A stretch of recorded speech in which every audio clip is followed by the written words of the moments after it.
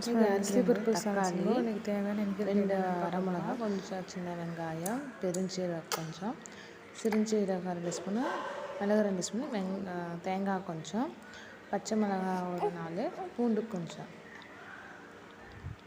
தேங்காய் எண்ணெய் எடுத்துக்கிறோம். இப்போ நம்ம அரிசி பருப்பு சாதம் செய்ய தேவையான இருக்குன்னு சொல்லலாம்.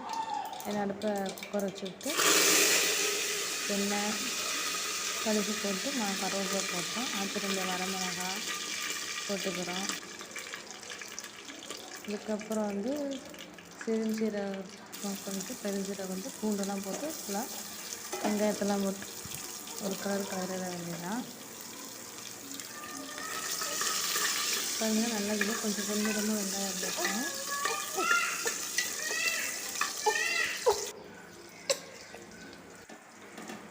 கிண்டிக்க 2 தக்காளி போட்டுக்கிறோம். அதை நல்லா குண்டாக கட் பண்ணி போட்டுக்கோங்க. அப்போ நல்லாயிருக்கும். நல்லா வதக்கிடுங்க. கொஞ்சமாக உப்பு போட்டுக்கோங்க.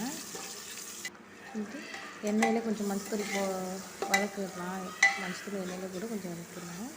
இது சாம்பார் தூள் இருந்தாலும் கொஞ்சம் போட்டுக்கோங்க.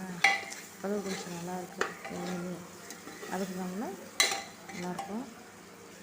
நல்லா கிண்டி விட்டுகிட்டே இருங்க. ஒரு டம்ளர் அரிசிக்கு 1 டம்ளர் தண்ணி தூக்கி 1 டம்ளர் பருப்புக்கு 1 டம்ளர் தண்ணி நல்லா கொதி விட்டுக்கோங்க.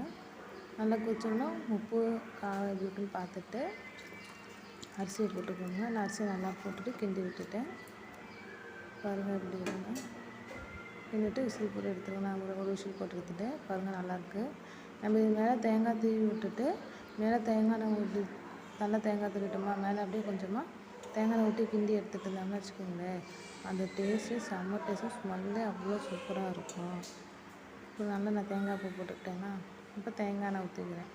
தேங்காய் எண்ணெய் ஊற்றினோம்னா டேஸ்ட்டே அவ்வளோ சூப்பராக இருக்கும். இன்னும் நீங்கள் ட்ரை பண்ணி பாருங்கள்.